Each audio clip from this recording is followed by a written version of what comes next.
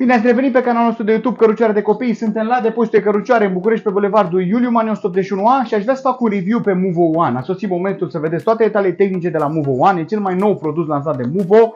Haideți să vă arăt câteva aspecte pe care dumneavoastră ar trebui să le înțelegeți de la distanță. Filmulețele acestea sunt făcute să vă ajute în alegerea de la distanță. Bineînțeles că în locație veți înțelege un pic mai mult, veți pipăi materialele, veți plia dumneavoastră produsul, vă invităm în locația noastră sau, dacă nu aveți posibilitatea, bineînțeles că trimitem în 24-48 de ore printr-o comandă fermă pe site-ul noastre de depozite cărucioare și cărucioaredecopii.ro și oriunde în România. Haideți să trecem la treabă. Landoul de la Movo One. Bineînțeles că este un landou ultra ușor, cu anumite specificații tehnice, materiale sunt mare de plus, sunt materiale foarte plăcute la atingere și rezistente în timp.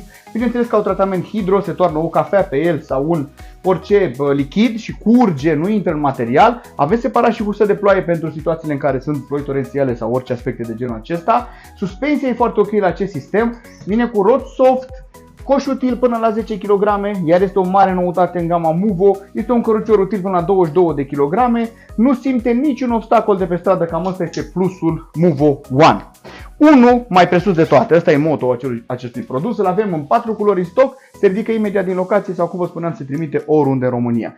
Tehnic am avea buzunărel pentru telefon sau orice vreți dumneavoastră să depozitați separat aici. Este un buzunărel al husei. Husa se detașează, bineînțeles, individual, este un cărucior all season. Avem salteluță cu memorie de foarte, foarte bună calitate și formă anatomică. Bumbacul este premium. Tot interiorul se poate detașa, este un landou ultra ușor. Avem sisteme de irisire la partea inferioară cât și superioară. Se deschid individual pe fermoar și zona din spate are un sistem de irisire și la baza inferioară.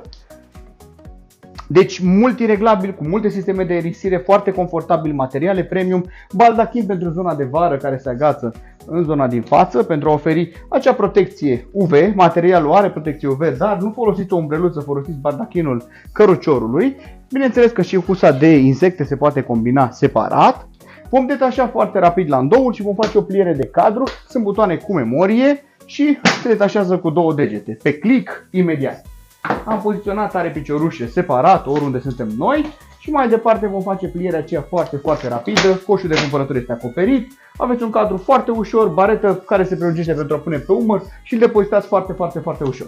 Partea sport de la Movo One, utilă, vă spuneam, până la 22 de kg, poziție extraordinară pentru bebeluși. Avem reglajul acesta pe înălțime al copertinei, ajută foarte mult în cazul în care copilașul este mai înalt. Centurile magnetice se cuplează foarte, foarte rapid, un mare plus. S-a introdus această baretuță în zona din față, tot un suport pentru bebeluși. Avem un insert, la fel ca și la Movo 5.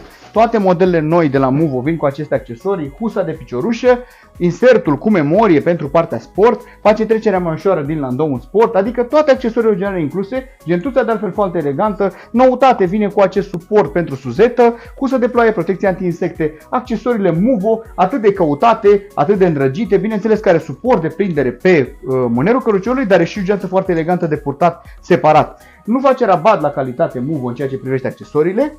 Haideți să vă arăt și câteva detalii tehnice de la partea sport, adică prelungirea copertinei, acoperă pe zona de vară, da? Are protecție UV, se lasă în poziție orizontală de dormit, se ridică multireglabil pe click, la fel partea de piciorușe se poate ridica individual, are printr-o singură apăsare, cu o singură mână, suport pentru piciorușe la baza inferioară și bineînțeles sistemele de irisire, vizorul atât de căutat de către dumneavoastră. O să facem și o pliere, un autofolding. Asta este o altă noutate a căruciorului Movo. De asemenea, cadrul are niște suspensii foarte interesante. Este un cărucior cu suspensii reglabile, deci la partea inferioară se pot regla și rigidiza aceste suspensii în cazul în care bebele crește și aveți nevoie de suspensii mai rigide. În primă fază se lasă pe soft și atunci ajută să urcați orice bordură, să nu simtă bebele niciun aspect din ceea ce privește piatra cubică sau orice alt lucru care l-ar putea deranja și ar putea deranja somnul și confortul puiului dumneavoastră. O pliere autofolding o numim noi, adică veniți cu zona de piesă în față și pur și simplu cadrul s-a pliat. Mai departe dați luat, are baretuță și ați plecat în călătoria dumneavoastră. Movo One este configurat cu scoică testată de ADAC de la Cybex, culoarea almond beige, una dintre cele mai căutate culori. Bineînțeles că în seturile noastre facem pachete 3 în 1 cu adaptori incluși sau 4 în 1 cu baza Isofix rotativă pentru Cloud G. Ați detașat din bază și ați cuplat împreună cu adaptorii pe cadru de cărucior într-o secundă. Reclinarea se face foarte bine pe acest cadru, așa cum este luat toată gama Movo. Scoica sa extensată de AC este recomandată la 40 cm chiar și pentru prematuri, tetiera multireglabilă și baza Isofix dotativă, vă spuneam, pe care mai târziu o puteți utiliza și la scaunul motor până aproximativ 4 ani de zile. Locația noastră, depozit de cărucioare, Google Waze sau Hertz, vă așteptăm să convingeți că suntem alegerea potrivită.